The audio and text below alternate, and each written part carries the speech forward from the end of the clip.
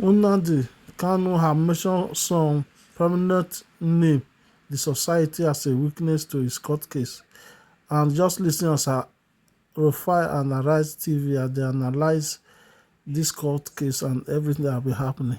Thank you. Sure that there will be other, lawyers that would actually come and argue his case as well as to whether or not he had the right to protest at the same time. But meanwhile, barely 24 hours after the protest, the detained IPOB leader, Nnamdi Kanu, in a motion he personally filed on Tuesday, October 21st, agreed to enter his defense and informed the Federal High Court of his plan to call a total of 23 witnesses divided into two categories. Well, among those listed as compellable witnesses are former Minister of Defense, General Theophilus Danjuma, former Chief of Army Staff, General Tuko Boratai, FCT Minister Yesom Wike, Works Minister Debu Mahi, Governor Babajide Sanwo-Olu of Lagos State, and Governor Hope Uzodinma of Imo State. The detained IPOB leader told the court he would testify on his own behalf, providing a sworn account of the facts, denying the allegations, and explaining the political context of his statements and actions. He requested a 90-day time frame to conclude his defense, given the number of witnesses. I mean, Rufai, what a dramatic turn of events. Kanu's lawyer has been remanded in Kuje Correctional Center for participating in the protest.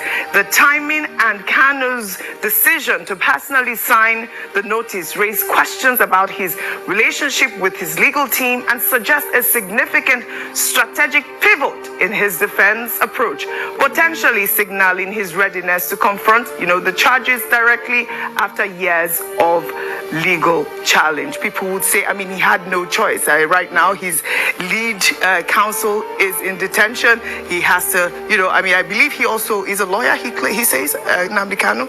I've said some places that he said that. You see, if we want to build a nation, let's build a nation. If we want to be hypocritical, let's be hypocritical. For all of those that are saying Ejimako has no right of protest, and I'm not a lawyer, so please, you can challenge some of my thoughts, but I'll think freely on this. And they are claiming sub judice. We have all been on this table where many cases that are currently in courts have been come to discuss here. Do you remember? Can we even go back and point out a couple of things? Anyway, we remember the debacle of Natasha, and we remember how people were coming to discuss the case while even the judges said they shouldn't discuss it here. Do we remember? Mm-hmm. Why didn't the legal disciplinary committee, why did they called in then? This case has not been, it's been on for a while. You remember that at some point during President Buhari's administration, some Igbo leaders, even when the case was in court, went to prevail over President Buhari for a political solution. Were they sub judice then? I'm talking about those Igbo leaders. Yeah. Recently, we've heard that governors like Alex Oti and a couple of other governors, I think governor of Imo State, have been talking to the president about a case currently in courts. Can we also deem those as sub judice?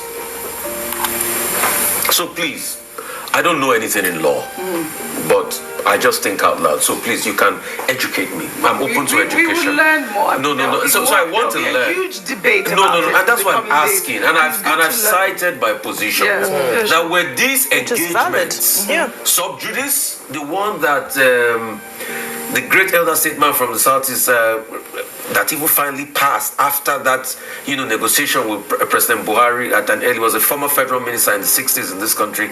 They went to President Buhari to ask and beg that Nnamdi Kanu should be released political solution. The governors that have been talking to the president as regards that, are these also sub judice? Because when you say, okay, Ejimako went to protest about a case in court, and you say, okay, sub judice, you should know better. Now he's been detained and, he's been taken against his right. We forget he's a citizen first. Well, those other instances where they sub judice. That's just what I want to.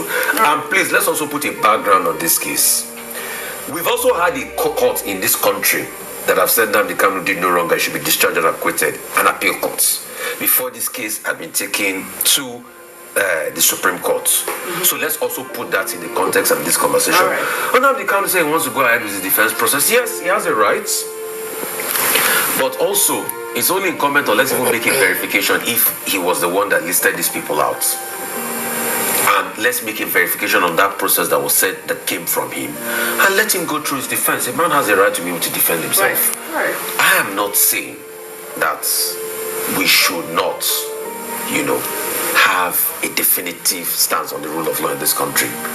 But all I point out every day is the hypocrisy. The selective application. I mean, there are people now that we see them carrying guns and everything, bandits, having peace meetings and all that.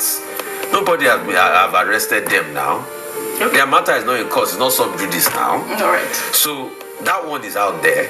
Then secondly, we have also seen people that were pardoned, bandits, criminals that were pardoned.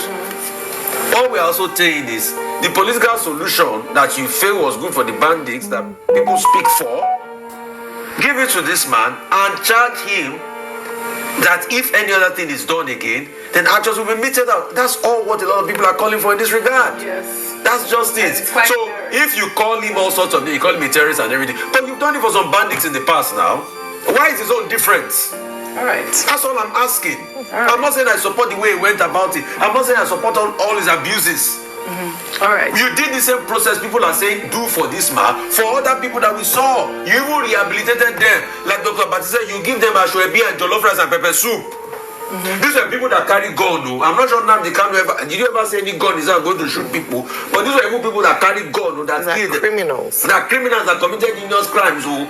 All right. You gave them a waiver and you said they should be good members of society again. All we are just saying is for the sake of balancing and for the sake of let's have fairness. All right. Let that same thing be done to Nnamdi Kanu, and let's also charge him that all the insecurity there that people attributed to you, let it stop. All right. So that at least when Nnamdi Kanu is out of the picture, anybody that does this thing again, we say, okay, we know this is criminality. That's all I'm arguing, The names that he mentioned, though, as compellable witnesses, I mean, I wonder how that will play into his, defense and all of that. He's asking for 90 days. I believe the last time there was a ruling by James Judge Omotosho, he had said that Nnamdi Kanu should, conduct his case within 6 days. So I don't know. I mean, he's now asked for 90 days. It seems like another extension. Please subscribe to our YouTube channel, like, comment, and share. Thank you very much. As you do so, that is the only way you will help us. Thank you.